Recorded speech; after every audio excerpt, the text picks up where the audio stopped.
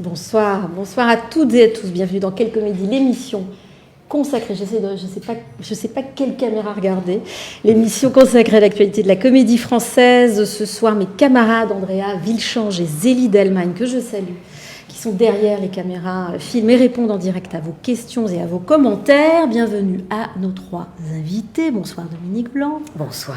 Bonsoir Christophe Montenez. Bonsoir. Vous êtes tous deux sociétaires de la troupe du Français. Nos spectateurs, spectatrices vous connaissent bien. Bonsoir Guy Cassiers, metteur en scène. Vous avez longtemps dirigé la Tonnelle-Huys d'Anvers. Est-ce que j'ai bien prononcé ? Oui, approximativement. J'aime beaucoup votre oui.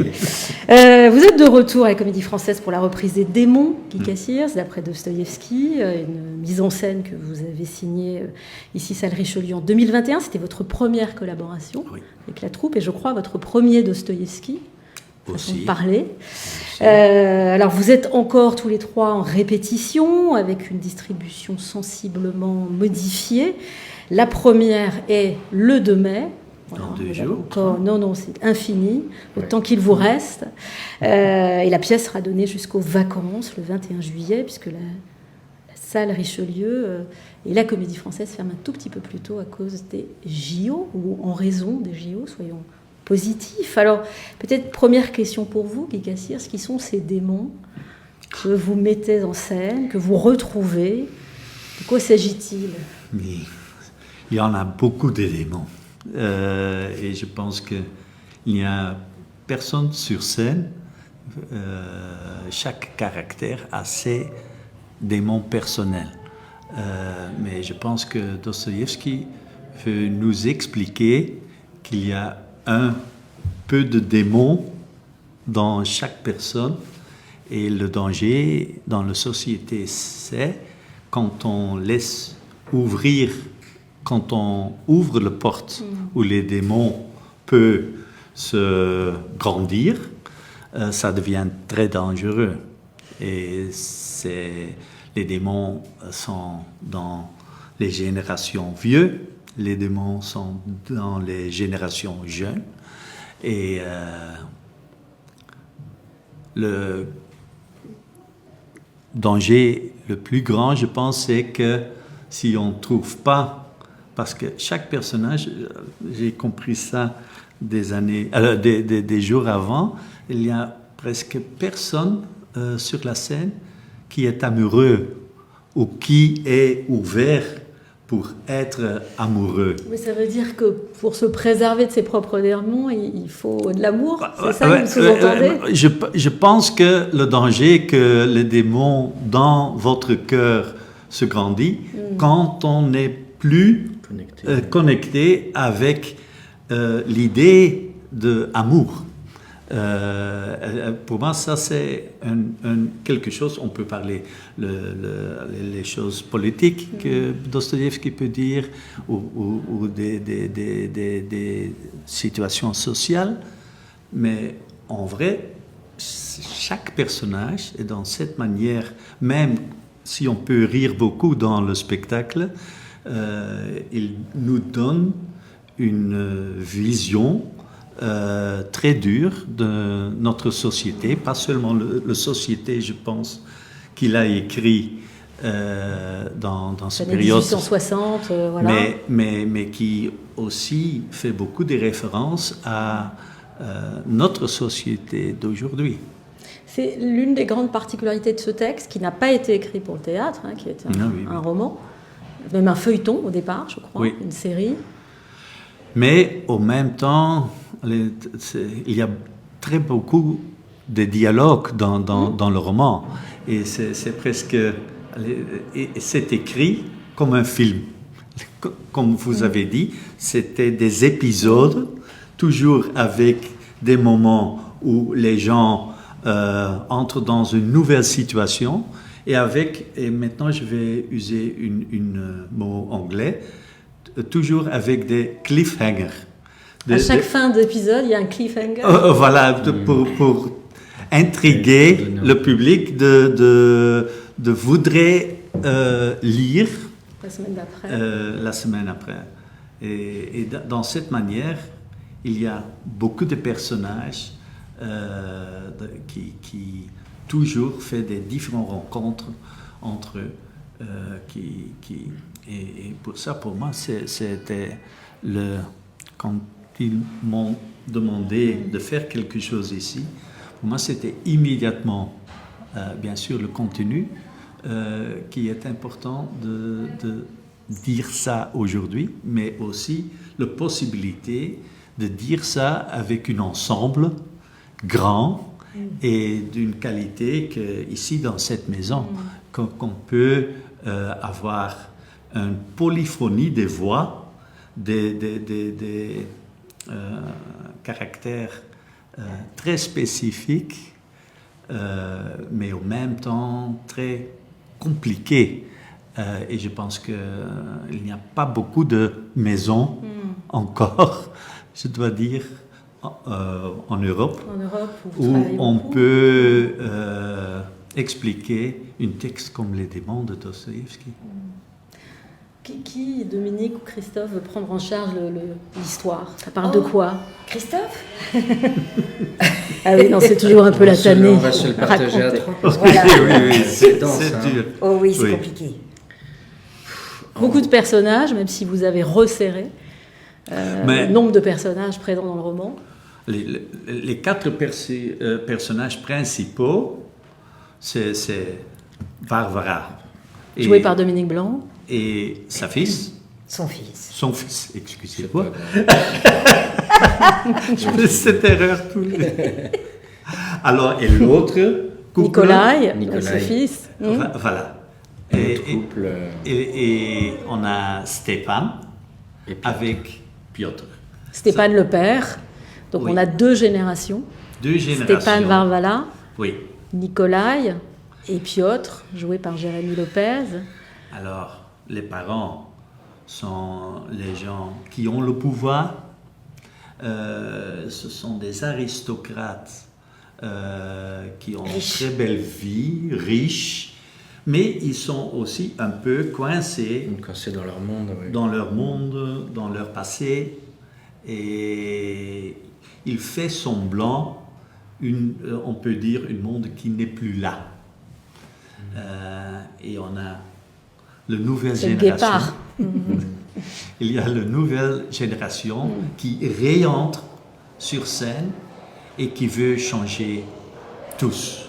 Alors, il y a une grande différence entre Piotr et Nicolas, mais finalement, la distance entre les parents et les enfants ne peut pas être plus grande que dans cette histoire ici. En gros, c'est les 2 enfants, donc Piotr et Nicolas, qui reviennent un peu sur leur terre, la terre des pères. Piotr qui n'a pas vu son père depuis des années. Il se retrouve, finalement, c'est Piotr aussi qui profite du retour de Nicolas pour... Ils sont amis. Ils sont amis, alors après, quel type d'amitié même le roman, on ne sait pas vraiment jusqu'où ça va. Comme lui, Nicolas, c'est la figure vraiment... C'est même pas dans le courant nihiliste, il n'y a même pas aucune rhétorique politique ou quoi. Je pense que c'est quelqu'un profondément mélancolique, névrosé, fatigué de la vie, comme on dit, et en même temps qui a profité de cette aura qu'il a pu, il a pu utiliser, de cette fascination qu'il pouvait donner sur les autres. Et puis, mais je pense que là où on prend le roman, il en est fatigué, il est déjà sur un retour, et donc il va jouer le jeu. Enfin, Piotr va lui proposer de devenir un peu cette figure, de projeter sur lui une sorte de culte de la personnalité pour faire sens, corps et un petit peu pour son petit groupe de pensée, mais qui, à la différence de Stéphane, du groupe, du cercle de Stéphane, n'est pas juste un groupe de pensée où on discute autour d'un verre. Là, c'est vraiment... il veut créer une sorte de petite milice, de groupe révolutionnaire qui va déphaser la société telle qu'elle existe pour la refonder, la détruire pour la reconstruire, mais avec rien. Donc on parle de couper des millions de têtes, on parle d'un génocide pour que sur les cendres puisse renaître quelque chose d'autre. Mais finalement, là où est le danger, et on le voit à la fin du roman, et avec la fin de Guy aussi, c'est le danger populiste de quelqu'un qui s'immisce à un endroit où un terreau assez fertile, on permet ça, en tout cas un état social à un moment donné qui fait que cette personne-là peut avoir cette parole et s'exprimer, que tout d'un coup tout le monde puisse l'écouter, et puis donc ça va vraiment réussir à petite échelle, il va faire créer... Imploser une société. En tout cas, créer un chaos. Je ne sais pas s'il invente une nouvelle société, mais il crée un chaos. C'est le moment d'avant. Ça s'arrête au moment d'avant. C'est ça. Et il part, et c'est vrai que le fait quand même assez drôle, c'est que c'est le seul survivant, le seul rescapé du roman, et qui va continuer à officier, peut-être faire la même chose ailleurs. Votre personnage à vous, Dominique Blanc, qui est la comtesse Varvara, elle est comment, votre comtesse? Comment est-ce que vous l'êtes comptée, votre comtesse? Comment vous l'êtes imaginée? Disons, à travers le montage et l'adaptation qu'en a faite Guy, et aussi, je cherchais le nom. Erwin Mortier. Merci beaucoup, merci Guy. Voilà, je trouve que dans le roman, les personnages féminins, et d'une façon générale chez Dostoïevski, ils sont très puissants. Et le roman est choral dans le sens qu'il y a beaucoup de personnages. Alors cette Varvara, c'est une aristocrate dans un quelconque coin de Russie, on ne sait pas vraiment où d'ailleurs, certainement assez riche aussi, qui dès le début et dès la première scène veut marier sa pupille le plus vite possible, pour protéger son fils, en fait. Et elle est très, comment est-ce qu'on peut dire, je pense qu'il y a évidemment à l'intérieur d'elle-même un certain nombre de démons, et puis aussi, et c'est ça qui est intéressant à jouer, je crois, tu me diras, Guy, une folie, une hystérie, une espèce de puissance, personnage qui est aussi finalement un peu pathétique, ils le sont tous d'ailleurs. Une puissance portée par quoi? Par le pouvoir. L'argent? Le pouvoir, l'argent, l'aristocratie, comme disait Guy. C'est une femme puissante. Et il y a d'autres personnages féminins dans le spectacle qu'a mis en scène Guy. Et ce sont des femmes qui ont des personnalités à chaque fois très très fortes. Au moins autant que les hommes, non? Vous ne trouvez pas? Oui. Et même s'ils sont victimes, et comme Dasha, en même temps... Dasha, la fameuse protégée, dont il était question. Oui. Mais allez, toutes les femmes, on peut dire, et on parle d'une société où la femme n'était pas toujours au centre de pouvoir, mais on voit comment la force de cette femme et la qualité et l'intellectualité de cette femme et la manière comment Dostoïevski a développé ses caractères. Elles sont maîtresses de leur pensée. Presque jamais fait dans cette période.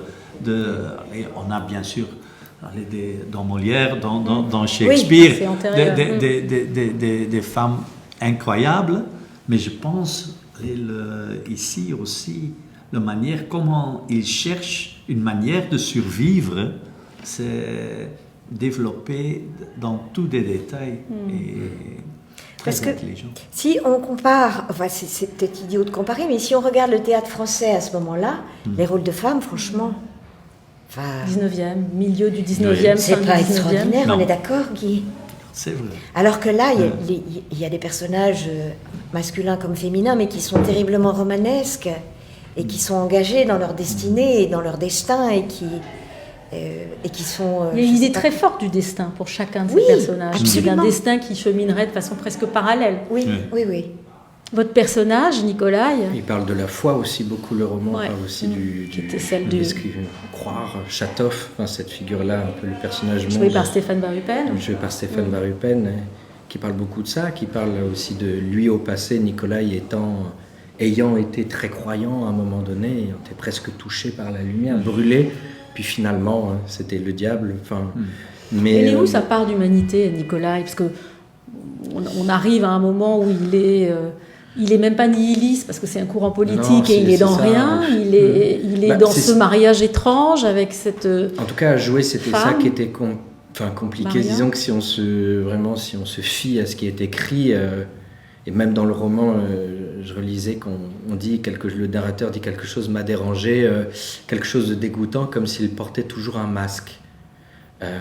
Donc il y a l'idée déjà du masque par rapport aussi à la mise en scène de Guy, cette chose que tout est faux, le décor, les images, et donc quelque part il y a cette chose-là de sourire qui est venue assez rapidement, qui tient, et à un moment donné il faut quand même le voir partir pour qu'existe quand même le caractère, et que ça n'empêche pas, je pense en tout cas il est dit la fin, moi j'adore ce petit monologue là à la fin où il dit qu'il est touché par rien, il a essayé de faire le bien, il a essayé de faire le mal, il sait pas ce qui est le mieux, en tout cas ce qui est sûr c'est qu'il n'a jamais rien éprouvé.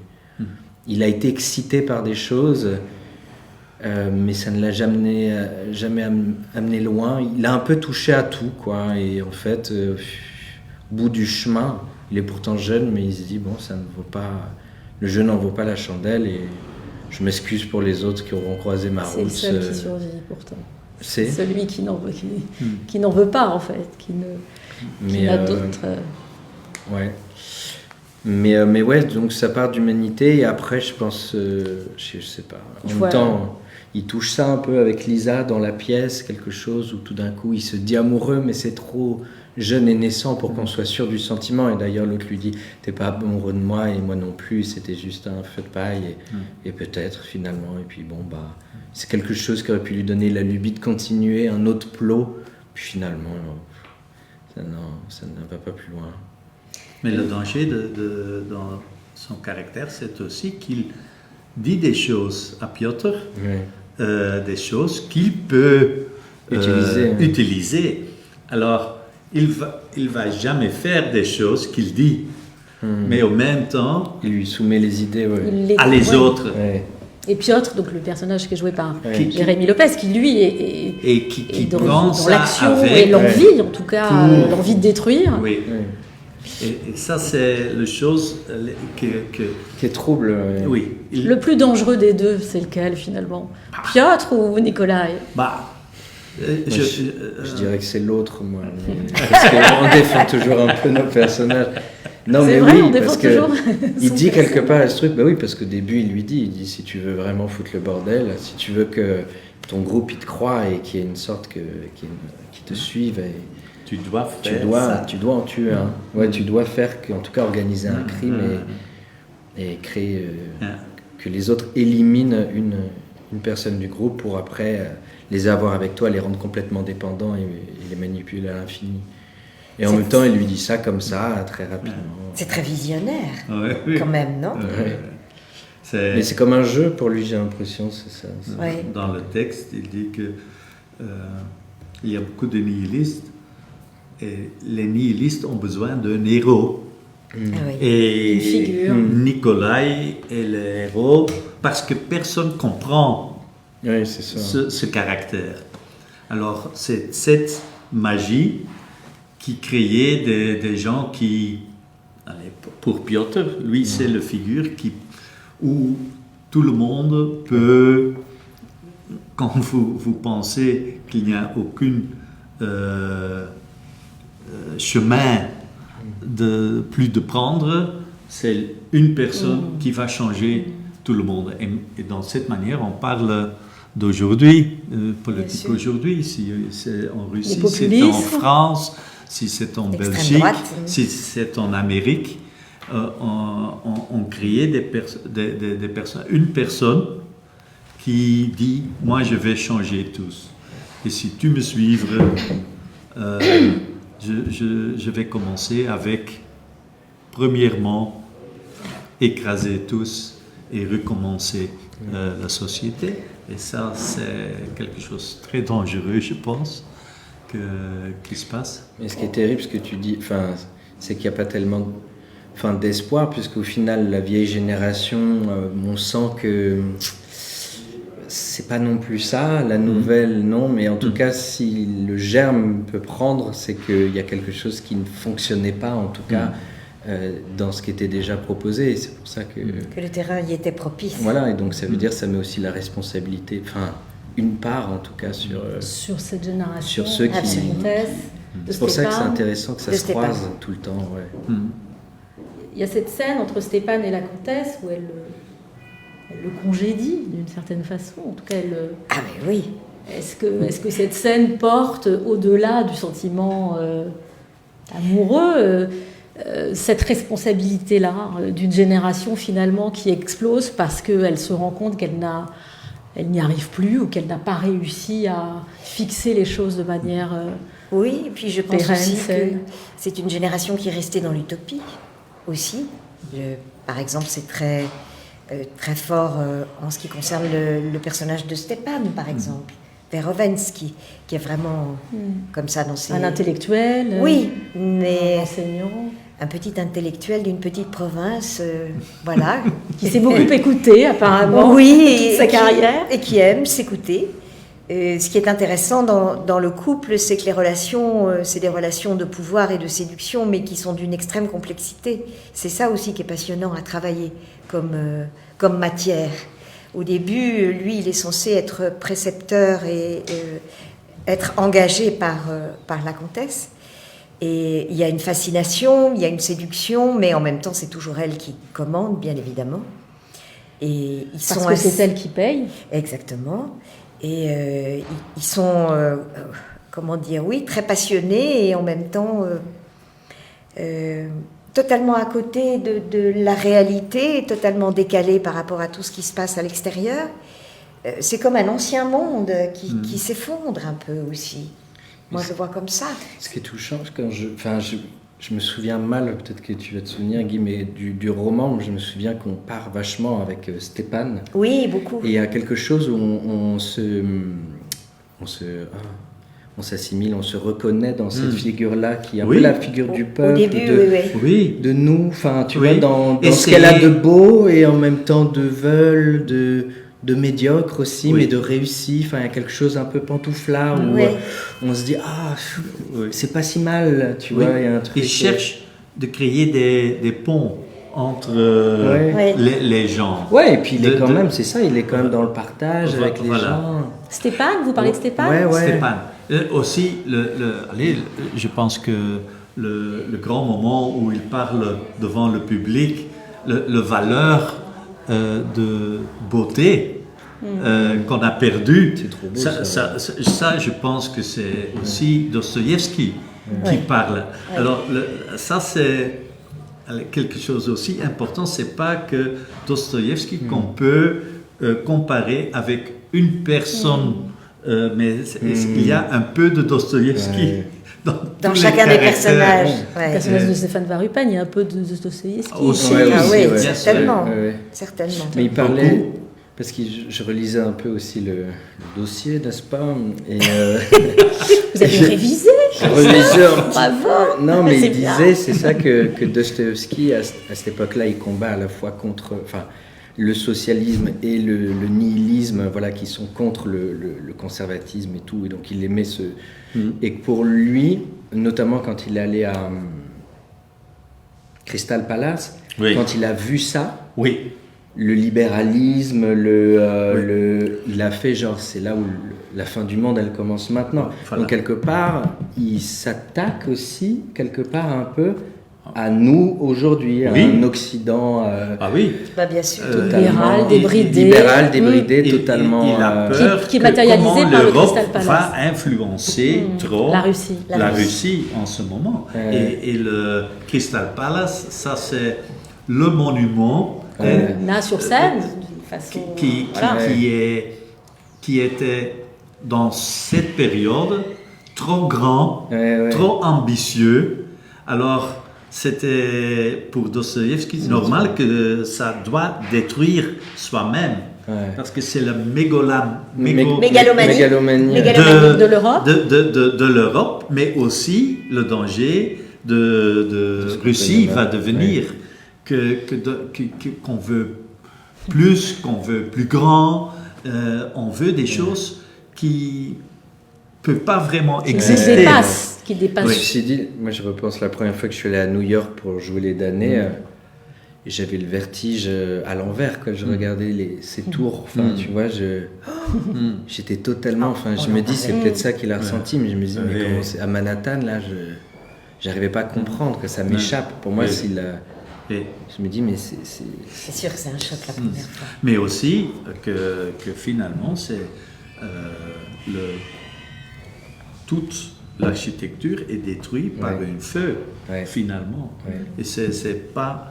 Allez, c'est pas pour tout le monde pour voir, mais l'enfer, au final, c'est presque déjà dans le premier scène expliqué par Dasha. Qui est jouée par Klaina Clavaron. Ah oui. C'est elle qui commence à dire ça. Et c'est presque... C'est un fil rouge dans toute la fil pièce. rouge, oui. Qu'est-ce qu'elle dit déjà? J'ai un trou. Ah oui, non. Qu'est-ce qu'elle dit exactement? Pas exactement. Elle est allée... Oui, c'est ça. Le à Paris. Oui, c'est Elle est allée à Londres. Oui, bien sûr. Elle déjà dit à côté de la Russie. Oui. L'Europe. Cette pièce, vous l'avez jouée pour la première fois en 2021. Enfin, en tout cas, elle a été créée en septembre 2021, quelques mois avant l'invasion de l'Ukraine, quelques mois encore avant cette deuxième guerre. Voilà. Est-ce que, sans faire d'analyse politique, est-ce que ce sont des choses sur lesquelles vous échangez lors de la reprise? Est-ce que ce sont des choses que vous avez en tête? Est-ce que ça change le rapport que vous avez au texte, qui est aussi politique? Enfin, il y a évidemment les sentiments. C'est drôle que vous ayez parlé de cela d'abord, parce que c'est quand même aussi... Il y a une structure, il y a plusieurs colonnes vertébrales, on y viendra dans la construction, y compris de votre mise en scène, mais il y a quand même une structure politique forte dans ce texte. Oui. Bon, voilà. Je pense que c'était là déjà 3 années avant, mais bien sûr, on lit le texte maintenant différent. C'est sûr. Et ça, c'est la force de ce texte, que je pense, si on reprend ça dans 10 années, ça va changer encore. Mais, bien sûr, ça nous approche. Et ça, c'est pas quelque chose amusant d'entendre dans le matériau qu'on offre le public. Christophe, vous faites non de la tête. Ah si, non, vous faites oui, mais vous faites non. Vous dodelinez. Pour voir un peu... Si je suis.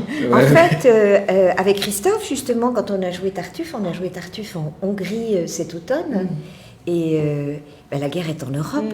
Et là, du fait d'être à Budapest, tout d'un coup, c'était limitrophe de l'Ukraine, quoi. Enfin, proche, très proche de l'Ukraine. Même la deuxième ville. Et la deuxième ville encore plus proche de la frontière. Ça veut dire que ça change la sensibilité que vous pouvez avoir du texte ou du rapport au public. Il y a vraiment ce truc du kilomètre sentimental ou émotionnel, je ne sais pas comment on appelle ça, du fait plus on est près dans l'espace d'un conflit, le plus du moins on en ressent la peur, les enjeux. C'est vrai que quelque chose, c'est horrible à dire, mais par moments, évidemment, on s'émeut. Mais quand, évidemment, cette chose-là est plus proche de nous, il y a quelque chose de regarder sur Google Maps et de se dire que 300 km à côté, potentiellement, il y a des missiles qui tombent. Tu vois, ce que tu vois autour de toi est différent. Ton esprit le colore un peu. La réalité a un autre sens, goût. Ça rend le texte encore plus contemporain qu'il n'était, non? C'est la force des grands textes. Exactement. Les grands auteurs. Alors la dislocation des rapports que vous décriviez entre tous ces personnages se matérialise entre autres à travers, je pense que c'est le dispositif scénographique, on va l'appeler comme ça, un dispositif dont vous avez l'habitude, Guy Cassirs, puisqu'il inclut des écrans, donc des vidéos qui descendent des cintres, qui s'intègrent dans le jeu des acteurs, comment sans déflorer tout cela. Vous pouvez expliquer l'impact de ce dispositif sur le propos et puis sur le jeu, vous nous en parlerez, parce qu'évidemment, il a un impact sur le jeu. peux dire pour le jeu, c'était pas évident. Ça, j'imagine. J'imagine. Mais si je parle sur le contenu, pour moi, c'était... on a parlé un peu déjà que les gens jouent, les personnages jouent avec des masques. Et pour moi, ils créaient une monde semblant, faire semblant. Et pour ça, j'ai cherché un monde sur scène qui est aussi faux. Qui matérialiserait une imitation d'une réalité.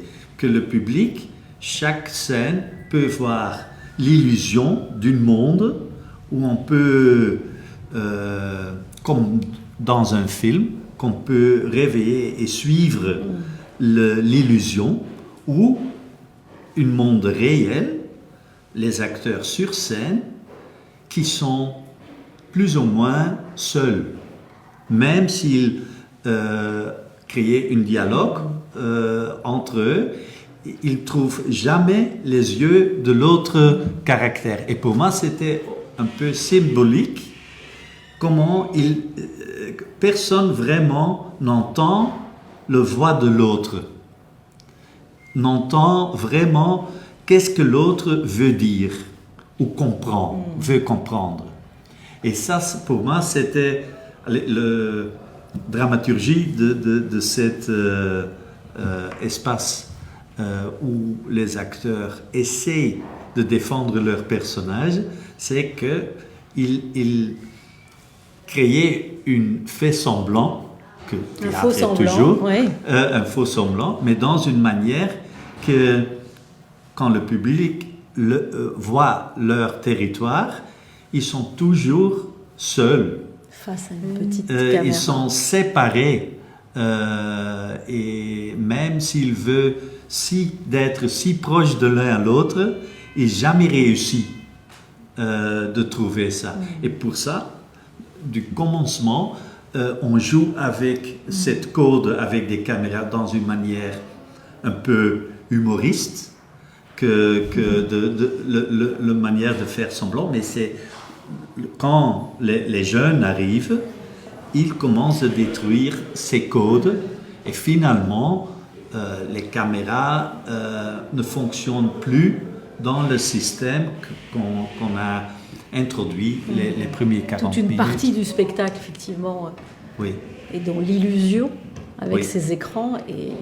Oui. Et la deuxième partie, c'est difficile pour expliquer aux spectateurs. Comment vous leur avez expliqué? Comment vous avez compris ce qui vous attendait? C'est-à-dire quand même concrètement, pas de face à face, vous ne touchez pas, vous ne jouez pas. Disons que en 21, moi personnellement, je n'ai rien compris. Bon, mais non, on a commencé à répéter et puis tant qu'il y a eu des choses qui étaient au sol, c'était relativement simple. Quand les caméras sont arrivées, là, c'était le grand vertige. Personnellement, j'étais perdue. Hervé Pierre l'était aussi. Qui jouait Stéphane à l'époque. Qui jouait Stéphane. Qui quittait la troupe, ouais. Voilà.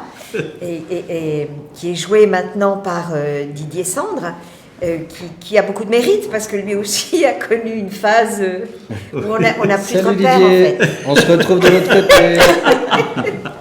On perd ses repères. C'est ça qui est très intéressant, en fait. Parce que c'est à la fois du théâtre, c'est à la fois aussi du cinéma, et ça ne ressemble ni à l'un ni à l'autre. Enfin, je ne sais pas ce que tu en penses, mais moi, c'est le sentiment que j'ai eu.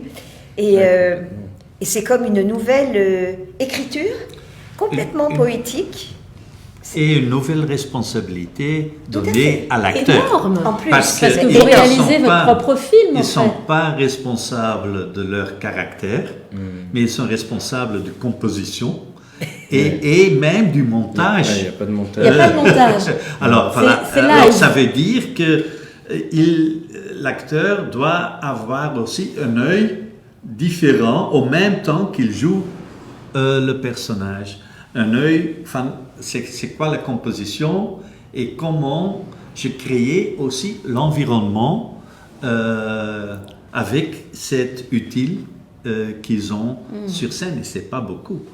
Le force, je travaille beaucoup avec des caméras et on voit beaucoup dans l'angle de caméra, mais en même temps, je pense que la force de ce spectacle, et ça c'est pas le technique, mais c'est grâce à les acteurs, que on voit l'espace à côté du cadre. Parce qu'ils jouent dans des espaces qui ne sont pas là.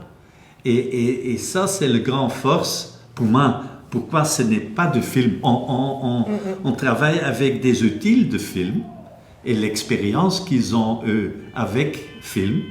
Mais en même temps, pourquoi c'est théâtre, c'est ici, c'est pas seulement qu'est-ce qui se passe dans le cadre qui est important, mais les choses qu'on ne voit pas, qui est à côté. Qu'on voit sur la scène, que le et spectateur qu'on voit sur au la plateau. scène quelquefois. Et puis des fois, on joue du cadre aussi, on s'en amuse, c'est assez ludique dans le sens où on jouait, on dit que ça se passe ici, le cadre est là, je vais m'installer là, scène avec Chatov, et puis tout d'un coup, il m'interpelle, je me retourne et on finit la scène ensemble. Donc il y a aussi... Vous vous regardez sur les écrans? Vous faites des checks? Moi, personnellement, jamais. Jamais non plus. Non. Non, C'est je pense trop que ça- difficile. Oui, Non, parce je que pense- sinon On est concentré en Ouais. fait beaucoup sur le texte, Ouais. beaucoup sur les positions aussi. En Oui, parce qu'il ne répétition, faut pas rater son angle. Voilà, Sinon, bah, on n'a en pas l'illusion de la répétition, conversation. voilà, On C'est a- ça, ouais. on peut lever la tête et voir, et se voir et voir les autres pour prendre des repères, mais autrement, Le pas un repère, c'est spectacle. le son. Impossible. Ah oui. Le son, c'est la chose qui aide l'autre pour créer la situation devant votre yeux, mais qui doit créer soi-même. Il faut avoir des yeux derrière la tête, en fait. Oui. Exactement. Vous nous suivez? Oui. Mais pour le spectateur, c'est une mécanique aussi à génial. apprendre. Ah, mais Parce c'est- que c'est il très passe difficile. Voilà, Ah du oui, plateau aux tu écrans. dois choisir. Oui. Tu n'as jamais Non. tout Et alors, à les votre avis, ils infos. choisissent quoi, les spectateurs? Mais j'aime. En tout cas, la première partie. Parce Mais qu'après, il n'y a plus le le choix. premier parti, c'est sûr que le public va joindre l'image. Bien sûr. C'est parce que autrement ils sont complètement perdus dans des gens qui n'ont des directions complètement différentes. Et, tu comprends pas si tu vois direct qu'est-ce qui se passe sur la scène. Alors tu dois suivre l'écran. Mais le force c'est de doucement, on va de plus en plus en bas. Finalement, les écrans n'existent plus. Même si ils sont cette transition, toujours- elle est- cette transition est importante. Elle est presque invisible, Ah oui, oui, oui. imperceptible. Oui, c'est doucement que on laisse ça et on cherche une nouvelle monde sur scène. Cette expérience d'acteur qui ne joue plus face à face, qui ne peut pas toucher son partenaire, en fait, il y a une espèce de... Beaucoup de limitations. Tout est antinomique avec le jeu de théâtre. C'est une expérience théâtrale, Christophe Montenay. Et Ça je me reste une souviens, expérience théâtrale. Avec Guy, au début, dans les répétitions, on travaillait d'abord, quand même, la scène face à face. On la jouait comme on travaillait d'ailleurs, comme si on pouvait la rendre de manière classique. Et après, petit à petit, il y avait une autre étape avant de se mettre dans les places. Je ne sais plus laquelle elle était, peut-être. Et d'abord, il y avait les couloirs de Rubafix. Ouais, c'est ça. Puis un jour, on est arrivé. Les marques au sol, donc. Marques Marc Ouais. au sol, pardon. Puis un jour, on est arrivé, c'était catastrophique parce que tous les Rubafix avaient disparu. Et leur couleur avait changé et surtout leur orientation. Ouais, c'est ça. C'était à 90 degrés C'est différents. ça, parce qu'en fait, il y a une caméra ici qui balaye dans ce spectre-là, Un certain une autre territoire. qui balaye un autre spectre, et entre les deux, il y a une sorte de zone un peu tampon de no man's land où tu peux te mettre, et là, tu sais que tu es à vue d'aucune des deux caméras. Et c'est l'espace pour les académiciens Voilà, c'est notamment, Pour oui, parce qu'on n'en entrer, parle pas, mais qui jouent des mains. manipulent et Ouais. qui jouent Des des mains, mains. parce qu'il y a des mains qui apparaissent parfois à Ouais. l'écran. Oui. Mais Énormément. comme les deux comédiens sont séparés, il faut quelqu'un pour Oui, jouer la main. Oui, Et c'est quand même une chorégraphie très très oui. cadencée et Oui. précise. Mais ça, on a chorégraphié avec l'idée des trois images et comment on peut jouer avec ça. C'était grâce à le jeu direct que tout le monde a déjà. Si on voit seulement les mains, c'est intéressant de faire ça et ça et ça avec les mains. Que le troisième écran qui est seulement les mains a aussi une présence. Une vraie fonction, et qui dit beaucoup de ces deux personnages seulement avec isolé les mains. Et on a la tête et les mains et toute l'autre chose que tu peux voir sur scène, mais tu imagines qui est à côté des trois écrans. Alors Didier Sandre, il a pas de chance dans cette histoire, parce que lui, il n'a pas eu la phase où vous cherchez, il prend directement... On a eu un mois de répétition, quand même, mais c'est vrai on l'a beaucoup soutenu. Et le premier jour était baroque, il a fallu... Non, le texte. C'est vrai, quand tu viens dedans, comme ça. Les positions. Mais sinon, pour revenir à la question, moi je trouve ça, dans tous les cas, on participe, c'est ça, à un ballet, à une sorte de chorégraphie où on est nous-mêmes responsables de notre propre film, et on est aussi, moi ce que j'aime bien de manière différente chez les metteurs en scène, c'est de se sentir aussi partie d'un tout. Il y a aussi quelque chose, on a une responsabilité, mais aussi on participe, on fait comme avec Ivo, il y a la musique, il y a les écrans, avec Guy, il y a la caméra, les décors, comme tout, mais il y a quelque chose qui fait sens ensemble et qu'avance. Chaque élément est important et chaque discipline a son sens. Et après, à nous de trouver dedans comment s'amuser de ça. Je pense qu'on est quand même assez... Il y a ce truc aussi quand même agréable de jouer plus petit par moment et des fois plus grand, donc cette sorte de spectre un peu qui permet de... assez élastique où on peut s'amuser. Plus grand, c'est sans les caméras, et plus petit, c'est... Oui, c'est ça. Et après, dedans, de réinventer des choses aussi, ça n'empêche pas de faire comme on ferait n'importe quel soir avec un comédien en live. On est aussi en mesure quand même, on a une part dans ce cadre de liberté. Mais les plots... Je trouve que la puissance du spectacle de Guy est pour le spectateur. En fait, le spectateur fait son propre montage lui-même. Ce qui fait que Guy donne une responsabilité de sens et d'intelligence au spectateur, parce que c'est lui qui va se promener. Il fait ses choix, le spectateur, il est obligé. Mais tout à fait, il n'est pas passif et il n'avale pas des images comme ça sans réfléchir. Donc il y a une intelligence et il fait lui-même son propre film finalement. Non ? Je pense aussi que finalement, il fait son edit final, c'est fait par le spectateur. Voilà. Pour monter tous les éléments ensemble et de trouver votre chemin dans le contenu et dans le spectacle, je pense que ça, je défonce ça dans chaque mes spectacles, c'est de trouver l'artiste dans le spectateur.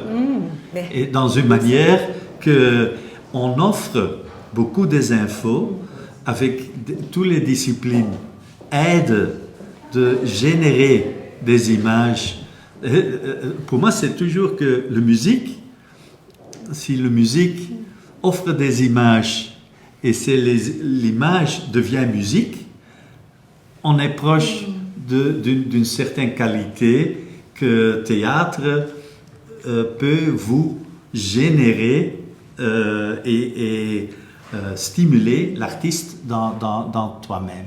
Mais dans une manière que tu dois aussi choisir, c'est quoi pour moi important dans le matériau de Dostoïevski, qui n'est pas clair non plus. Non, parce que vous les responsabilisez beaucoup, vos spectateurs. Il faut éditer le spectacle, et puis tout reste un peu en suspens, c'est-à-dire qu'il y a des questions ouvertes, il y a peu de réponses, il faut faire son chemin, c'est-à-dire vous responsabilisez vos acteurs et vos actrices qui se retrouvent avec ces objets vidéo. C'est la grande ambiguïté de Dostoïevski, j'aime beaucoup, qu'il a beaucoup de connaissances d'une société d'êtres humains, et en même temps qui dit finalement, moi je suis perdu aussi. Je n'ai pas une solution. Mais il explique nous tous les recherches et tous les essais de chercher qui reste très important de faire. Et ça pour moi c'est, même s'il n'y a pas beaucoup de personnages qui survivent le spectacle, non, il est un peu dur quand même. Il y a une certaine manière de recherche qu'il nous donne qui est pour moi très réfléchissant et qui m'aide de ne pas laisser tomber, de ne pas avoir un point de vue nihiliste. Mais les questions restent en suspens. J'imagine que chacun s'en saisit de façon individuelle, intime, y compris vous. C'est la force du théâtre. Et c'est la force de ce spectacle particulièrement. C'est vrai que moi, je n'avais jamais travaillé de cette façon-là. C'est comme un nouveau langage. C'est-à-dire, vous parlez de cette façon-là du dispositif, du dispositif vidéo. Oui. Au début, on commence à répéter, effectivement, on fait des lectures et puis on commence à répéter de façon assez classique. Et puis, très vite, il y a un autre langage qui s'impose à travers les caméras et à travers les places qu'on a au sol. Et c'est une forme artistique que moi, je ne connaissais pas du tout. J'avais jamais pratiqué ça. C'est vrai. Alors, je voudrais qu'on peut conclure peut-être là-dessus. On n'a pas parlé de la beauté de ce qui est sur scène. Des acteurs et des actrices, de leurs costumes absolument somptueux qui sont à un centième de seconde de la déliquescence, mais qui sont très beaux, de cette beauté que l'on voit sur scène et qui vient quand même se fracasser à la violence des personnages, des situations qui sont décrites. Qu'est-ce que cette verrière dont on a parlé, qui scintille, les lumières tamisées, c'est vrai, la grande beauté des comédiennes et des comédiens, leurs costumes, qu'est-ce qu'elle vient apporter, cette beauté, qu'est-ce que cette esthétique apporte à ce que raconte la pièce et à ce que vous voulez, vous, en faire en tant que metteur en scène? Que ça n'est pas peut-être dans ce rien. cadre, je ne suis pas moderne du tout, parce que pour moi, dans les spectacles, j'aime de chercher aussi la beauté. Pourquoi pas? C'est presque... on ne peut plus, dans le théâtre, créer quelque chose qui séduit. Mais pour moi, c'est aussi une utile qui peut aider le public d'entrer dans le spectacle, ça stimule pour moi la manière que le spectateur aussi veut travailler, entrer dans le spectacle. Avec le guide, pour moi, c'est bien sûr central, c'est les acteurs sur scène, mais aussi la beauté peut vous c'est un bon médium. aider, oui, pour aller dedans et de joindre ces personnages. Allez en Pourquoi enfer. pas? C'est vrai que c'est un spectacle très beau. Oui. Quand vous le découvrez, vous, acteurs, actrices, déjà. Là, je revoyais les images. Les images, là, la scène 17, on a les numéros, donc. Oui. Mais avec le feu, tout ça. L'incendie, c'est une beauté. C'est magnifique, ouais. Ça change quelque chose de participer à cela, c'est-à-dire quand même un tableau. Parfois la lumière. Oui, et ça encourage à bien jouer, j'allais dire. Mais oui, non, mais exactement. je veux dire, déjà, ça fait qu'on se sent. Parce qu'en effet, c'est dur. On est porté par ça. En effet, le système est dur, le dispositif est dur. Et il pourrait être très violent s'il n'y avait pas Guy, s'il n'y avait pas cette beauté, et s'il n'y avait pas un savoir-faire et une écoute. Parce que quelqu'un qui serait méchant, pas talentueux et qui nous met dans des lumières de merde avec un décor à chier. Et des costumes dignes. Je sais pas si je le fais, quoi. Tu vois. Donc, ça tient pas grand-chose. Non, mais c'est mais aussi Guy, c'est la important. douceur même. Ah non, mais je comprends c'est la très douceur bien. même. C'est un amour. Mais non, mais Oui. c'est parce que tout prend sens, parce Voilà. qu'il y a tout ça, l'humanité et puis et le talent et tout ce qu'on s'est raconté sur ce spectacle. Mais ouais, moi je trouve ça magnifique. Et du coup, de savoir qu'on évolue là-dedans, ouais, ça participe aussi. Du je bonheur, trouve. du grand Ouais. bonheur. Alors vous êtes à quelques heures du très grand bonheur, du 2 mai, filage aujourd'hui. C'est la reprise. Je vois pour vous. Vous avez presque terminé de répéter là. Moi, ce que j'ai vu déjà il y a quelques jours, c'était ah voilà les chiens. Ah, Une petite visite des chiens. Bonjour. Voilà. Mais, on ne peut pas vous dire pourquoi, mais il y a des chiens. Il y a un casting de chiens en ce moment. Voilà. La création au répertoire de Lassie. J'ai vu un spectacle Avec des chiens. avec des chiens. Ah oui. Going to the Dogs, c'était, je pense, 30 années avant, Oui, en Hollande, dans l'Holland Festival. oui. Que des L'écran ouvert, un grand décor avec 20 chiens. Et c'est tout. C'était bien ou ça. pas? Et c'est tout. Non, c'était tout. Alors, bien sûr, le public réagit. C'est ça ou quoi? Alors, après 10 minutes, le demi-public était parti. Génial. Et les autres commencent de réagir parce qu'il y a, et avec un bruit, il était oui, chien qui. Alors, c'était vraiment un dialogue. Après l'applaudissement, tout le monde debout pour applaudir les 10 Les chiens chiens. qui fait le... Le salut. Oui, c'était dans des années 80. Là, celui-là ne sera pas retouche. Non, non. Il a fait une mauvaise entrée, une mauvaise Ouais, sortie. Je pense que c'est pas bon. Bon, alors je sais plus ce que je disais. En tout cas, voilà, vous êtes prêts. Dans 2 jours, c'est une reprise. C'est quand même toujours un peu moins vertigineux. Je sais pas. Je parle à votre place. Un petit peu. Un petit peu. Si, Madame. quand même, bien sûr. Il n'y a Oui. pas ce trac De la première fois, de la première Non. fois. bien sûr. Mais ça reste très compliqué, alors très fragile. Ça, c'est Ça, c'est sûr. Ouais. Ce sera le mot de la fin. Ça reste très compliqué, très fragile. On peut l'adapter à pas mal de choses dans l'existence. Merci à vous 3. Merci. Il s'agissait des démons d'après Fyodor Dostoïevski, adaptation Edwin Mortier, traduction Marie Hoog.